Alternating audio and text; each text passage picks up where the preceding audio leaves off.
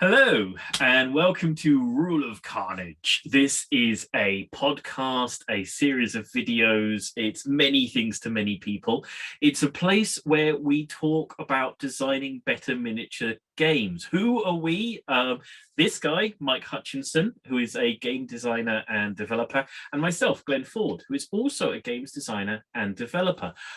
So a couple of weeks ago, we talked about the digital tools that you might want to use while developing your game, putting together the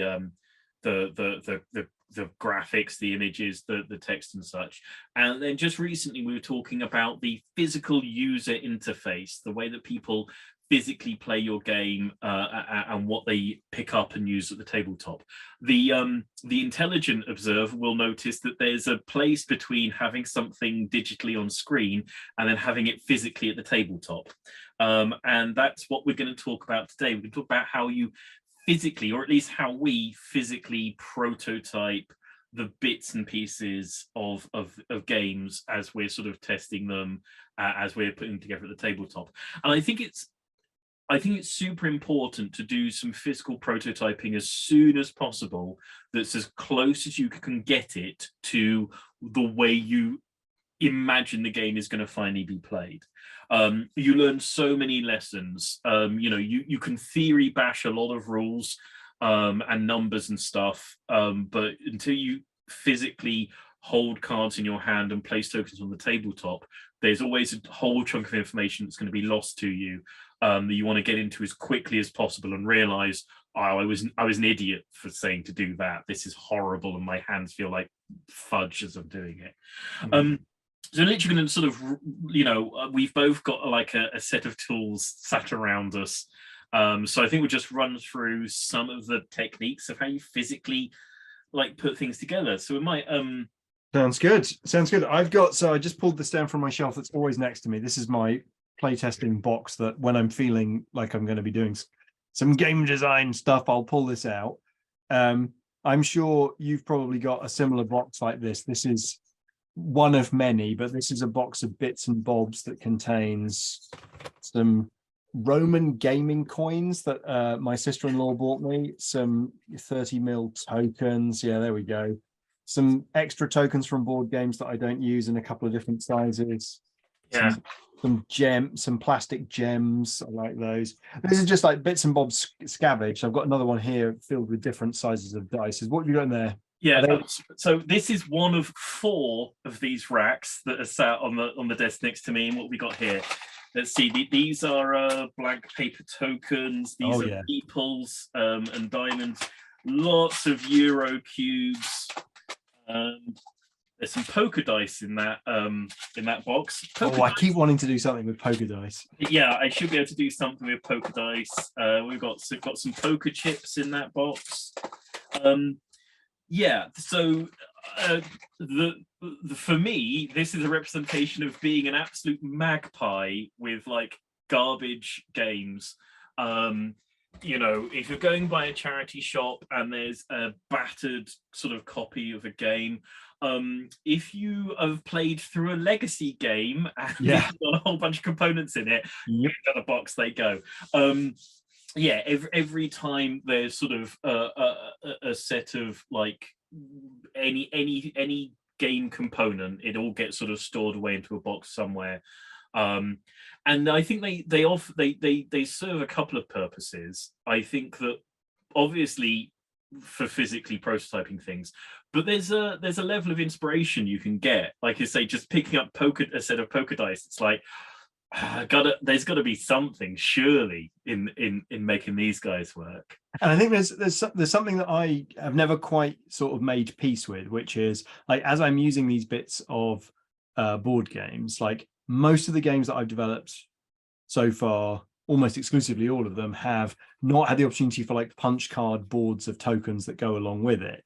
So there's a sort of tension between exploring what it would be like to play this game if it had punch card tokens versus, wanting to push away from them and be like, well, it's nice that I've thought of using these little numbered tokens for this job, but others won't.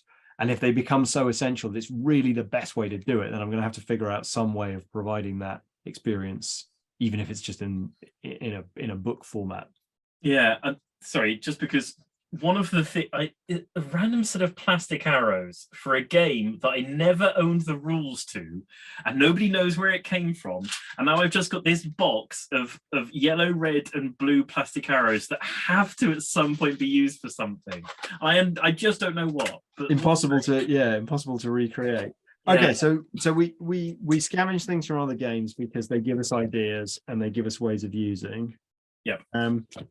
You talked about this last time, but like measuring widgets and all kinds of like objects for exploring how you might describe space. I think this is good to mess about with, because if you just always use a tape measure, you will always just use a tape measure.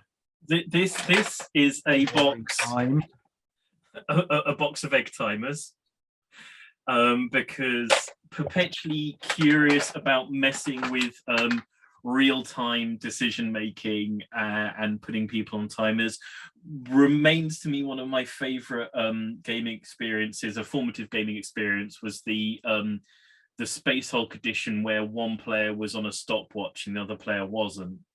I want to get that going on at some point. So one thing that I have an awful lot of, and stacks of, are decks of playing cards. Do you buy them in themes to get you inspired? So here's ones with like sort of pulp themed covers, or these ones we've got like World War II aircraft, or these ones look like they're in space. I mean, the thing about like Bicycle and whatnot is you can have cards themed to any subject under the sun, and I think that's one where you can sort of go deep into. That is like picking a font. You know, when you're picking a font and you go onto like one of the font websites that have like a billion fonts, and you lose yourself a solid 2 hours just going. There's a similar element as well, where you're like, I just got these like lime green dice out that I remembered. Like sometimes you just have to get the right color of dice, because you're like, no, this game is the one where I use the lime green dice, and I don't have any of those, but that's what's important. Well, it's also where like, it sits in that place where it's like, I don't think that there's necessarily like, some of this is not about picking the right components for your game. It's about exploring how others might invent components, or trying to figure out what's important, or just inspire yourself. It's also so maybe the dice colors will have to match for a particular part of the game. Right.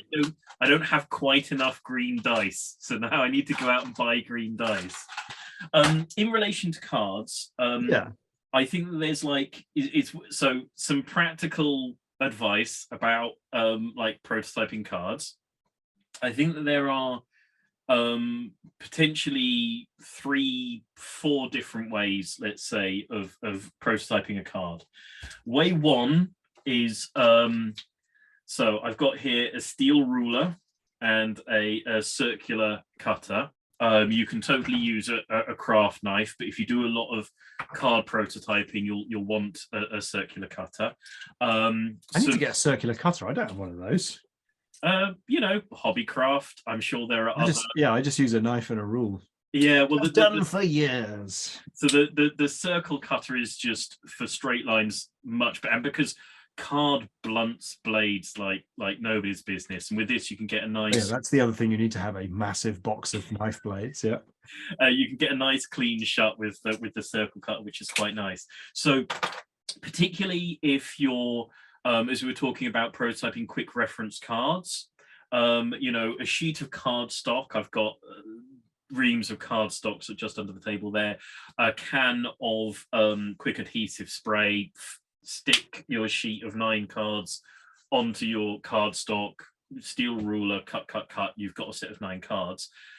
And they're fine for a quick reference card, because quick reference cards, you don't need to not know which card it is you're pulling out of a deck, because it's a quick reference card.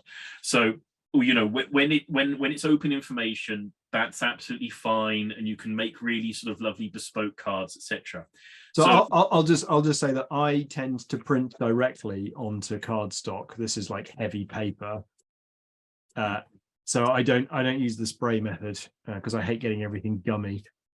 I like to have coloured cores on my. Yeah, that's your other issue. It's like it's not you're not hang out in the garage with solvent sprays enough as it is anyway. So the quick and easy method of having cards that you can stack and not know which card it is you're pulling, which I think Mike is picking up there, is card sleeves. Super super simple. You should have, you know, a wealth of card sleeves. They're very cheap. You print out your card, you get any random playing card you have available, stick it behind it. You got nice sort of. I mean, to be honest with you, when you get these thick, nice ones, like I just put paper inside these and they're basically fine. You don't even need to put playing cards in necessarily. If you use the cardstock stuff and then sleeve them up, that works really nicely as well. I use these all day long.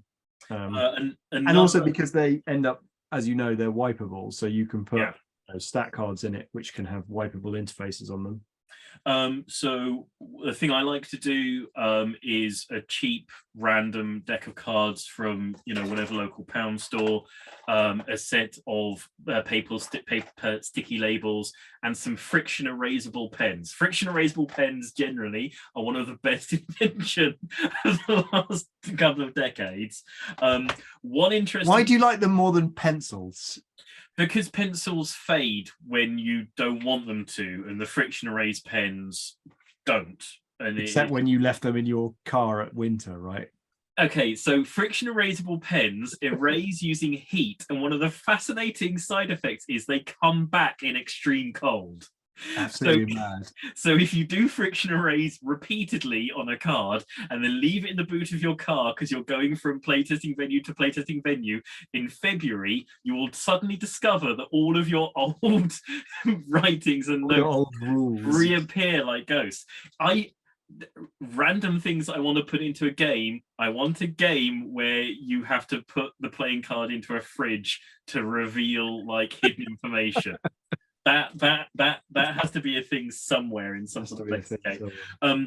Now I like doing that, but partly because I like to change a card in the middle of playtesting, and I would rather rub and write than pull something out of a sleeve and put it back in again. The other option in relation to that sort of thing is if you do go to game conventions relatively regularly, and certainly if you go there with games that, you know, might get printed, lovely people will turn up and give you boxes and boxes of blank white cards to show you the card stock that they manufacture their games from.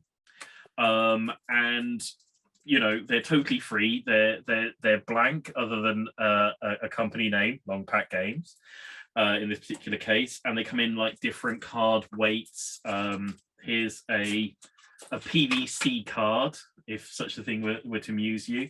And you know, they literally give them away if you ask for a white pack or a white games pack. They will give you a box full of tokens and cards and punch boards and all sorts of things. And the purpose of those is to show you the weight and texture of a game when you're printing it. Just a bit of background, they'll send you a white box of the game and then send you a printed copy of the game, but the printed copy won't be on final cardstock. And so guys are just wandering around board game conventions with sacks of white boxes that if you pay like a bit of attention and act interested in, they'll just give you. So that's an extra thing that you can. So I think one of the differences between our approaches is that you will use cards in a very sort of sketch way where you'll take a blank card and you'll take a pen to it. I think I tend, going back to the digital tool episode, I tend to think by making early designs of cards. So like here I've got like a simple scroll for a spell. All of these spells have got like the same simple graphic design, but I just changed the text, and I will print these out, you know, dozens of times during playtesting. But it's also the fact that like going through a sort of lightweight version of designing a card just helps me think through the user interface. So here I've got these like different, like here's the card from a mech game I was working on. Here's like an iteration of a Gaslands card that I was using for some different purpose.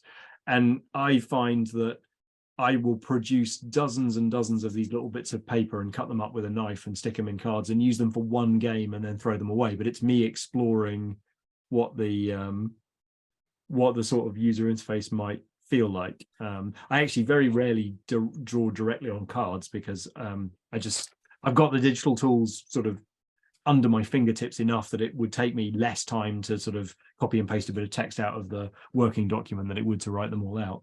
I think, and this is, I mean, it's an interesting sort of observation about process. I think it's a vaguely interesting observation. No, the audience will be the judge of that, Glenn. Well, yeah, very much so. I find out sometimes what the graphic design is going to be because of the way that I write on the card and the thing that I, if you need to highlight or. Yeah, if I realize I've missed something or can't see it, and so I write it in bigger or underline it, or I've got a sheet where things are stacked up and I want to know where that goes, so I'll draw a box around it for now, and then I come back and I look at this scroll thing with a box on it.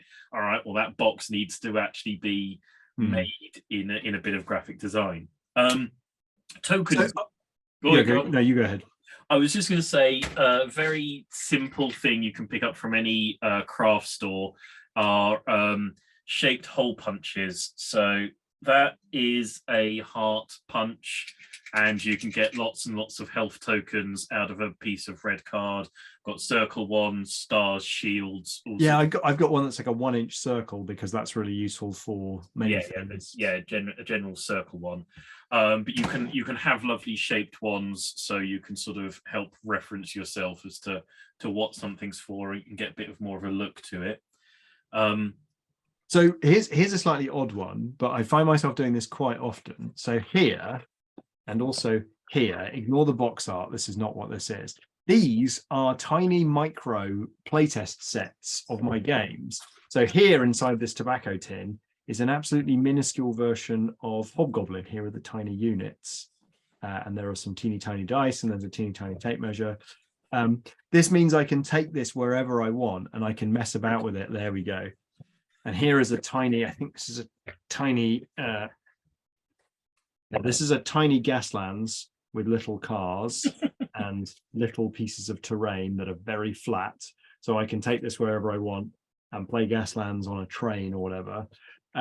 So this is, I'm not necessarily recommending this, but like I have found myself making miniature versions of my games because it means that I can, sometimes it just means I can like sort of mess about with them and conceptualize them and push them about in otherwise like hotel rooms where I'm on a work trip or something. And I think this is one of those, one of the thing that is probably definitely a weird thing about game designers is the components and the things that speak to you and inspire you and that you feel like you've got to build a game around. I have a shelf of different shaped boxes, magnet catch boxes. I love a magnet catch box. I don't know why I'm obsessed with them. I want to make games that close in a satisfying manner.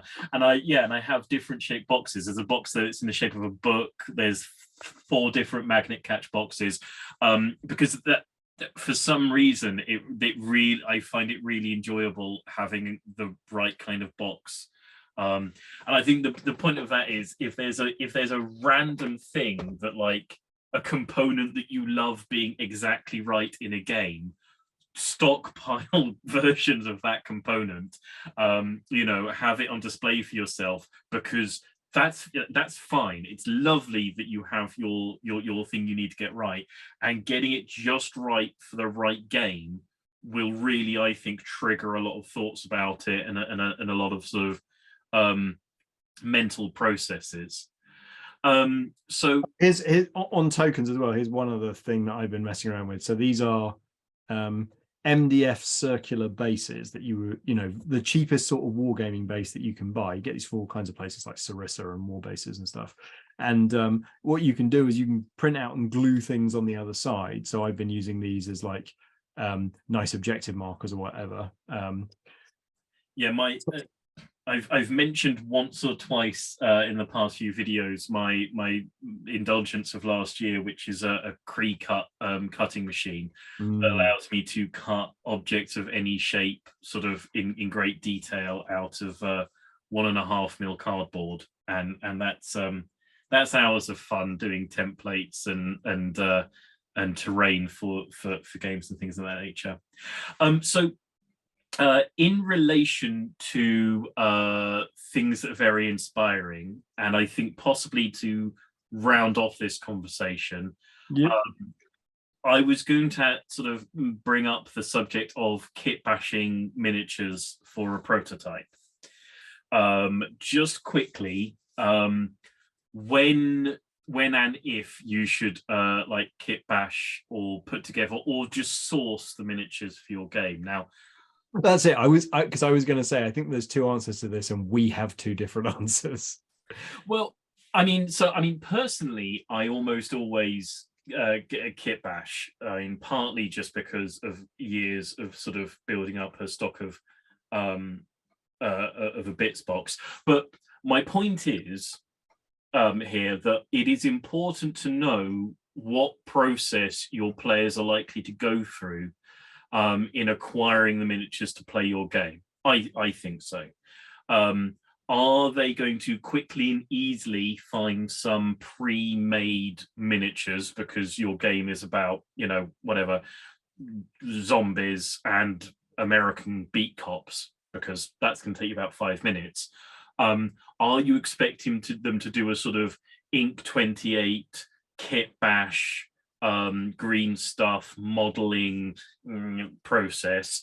Are you expecting them to source them from, like, I don't know, My Minis Factory, where there's like 1 million different minis you can have printed very, very quickly? Where on the scale do you expect your players to hit when they're getting the miniatures for your game, and what is that experience like?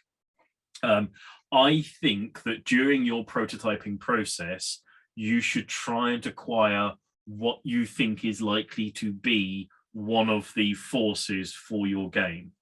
Honestly, like I almost start there. Like, I quite often, like, the genesis, the very initial gestation. No, what happened? What do you call it when a little plant suddenly pops out of its seed? Germination. The germination moment, quite often for me, is I've got this idea of like a mechanic or a thing that I want to like sort of explore.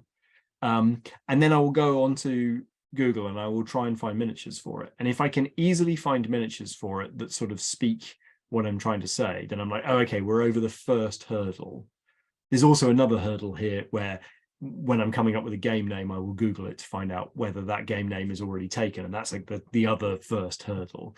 But for me, like one of the challenges I've got with my desire to break out of the existing sort of genre tropes of miniature games and my desire to make miniature games is that it's really, right now, it's changing a bit. But I think up until now, it's been very true that like I've wanted to make things where finding the miniatures is not going to be a difficult chore.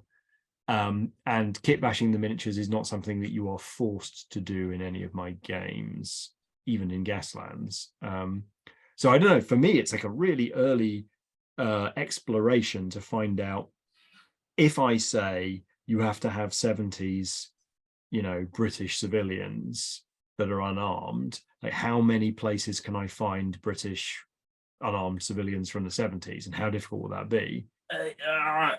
Finding unarmed miniatures is just an unnecessary. If you want a zombie, right, you can have a zombie in any set of clothing, any period, any genre. Want a normal unarmed businessman like going about his day in 28mm, you may as well have 4 heads. It's just, that's it. You're a lunatic for wanting that. No, I know. I'm like, one of my subgenres of collecting miniatures is collecting unarmed miniatures, because we talked about Skulljacker many episodes ago. Skulljacker needed a bunch of civilians in a sort of science fiction cyberpunky way. There's a few that have ranges, like Hassle-Free Miniatures has an awesome range. Heresy Miniatures has an awesome range. And so I started buying them up, and like occasionally they'll spring up, like a new range called Colony 37 or something just came out from Crooked Dice. And like I had to empty my cart a couple of days ago because I was like, unarmed miniatures, like buy them. I was like, I don't need them right now. But like that is definitely a subset. Like, so I think I think the other thing I wanted to say, because I think this might differ in our approaches, is I'm trying to think back to it. I don't believe I've ever kit bashed a miniature for one of my games. Never. I just don't think I ever have. Because for me, the process is like, I'm working on Perilous Tales. Okay, what miniatures can I bring in to this game that will feel awesome? And then when I bring them in, I'm trying to explore like, okay, how easy is it to find alternatives, or how easy will it, like, are the miniatures now, are most people going to be buying a certain kind of miniature? So for example, like when you're buying vampire stuff, like most people are going to be able to get like sort of oldie worldy Dracula era vampire stuff, or like maybe modern stuff. So if I pitch it in the wrong period, I suddenly make my miniature game really inaccessible because the specific miniatures aren't available. But I want to hear from you, because I think you're more naturally drawn to kit bashing, but honestly it's just not a thing I do. I mean, my I think my default position to to making miniatures is to kit bash them out of, I will go to the bits box before I sort of go to buy a miniature for all games, irrespective of where I'm prototyping it or not. And for me, it's sort of, and I've always been a converter and a kit basher and a hacker at miniatures with knives. And for me, the process of laying out the bits and selecting them, and sort of, oh, I know what I need. I'll go through this box to that. That's a whole process of like, coming to know that miniature and who they are and what they're about and what they're doing. And it's a little ritual of going through the various sets of miniatures. And certainly I'll look online and try and find how easy or difficult it is to find miniatures. And I think if I'm trying to design something that I think is going to try and be a bit more sort of not mainstream, but like sort of more accessible, I'll want to know that you could go somewhere and pick up like a warband for it, ready made and pre-printed. Yeah, I mean, I think case in point on this one is like, I've been working on this game called Pacific Command, which is a World War II naval game. And so I've not bought any World War II naval miniatures up until this point when I started working on this game. And it was really eye-opening to discover how difficult it is to acquire those sorts of miniatures outside of like one or two currently in print like modern ranges. And then if you go into different scales, like I've got some 1/6000 ships, and there's like one place in the UK that you can get them from. And so like with A Billion Suns, the spaceships was fairly niche, but there were quite a lot of intriguing options and options that were like had been out of print. And so there's a sort of collector's sort of aspect to it. Yeah. Versus like Gaslands, where like literally the Tesco's at the end of my road has miniatures for this game. Like it's such a crazy spectrum. And I think it's worth looking into, because sometimes so with Puke Apocalypse, the game I'm working on at the moment, it's going to be an Inc 28 thing. Everyone's going to be kit bashing the miniatures for it. So it's like, it's fair enough that a lot of the miniatures I don't think you could buy like off the shelf. Whereas I'm not going to be. I've already got 3 war bands that I found, completely beautifully sculpted metal miniatures. Screw you, I'm not kit bashing anything. Okay, but I think you're maybe not the normal Inc 28 sort of gamer in that respect. Whereas Borders and Black Flags, I want to know that people can pick up a force for it. So it's like, okay, Lady Pirates, easy peasy. There's war bands for that. Skeleton Pirates, oh, so many options if you want some skeleton pirates. Oh, what would the other faction be? Like whale fishermen, kraken fishermen, guys with like big throwing spears. No, absolutely not. None. One producer, and they are not a friendly person to the idea of you using their miniatures in a book. So it's like, all right, okay, we're rewriting that faction and finding that out like early on. Like, no, you would expect that faction to be available.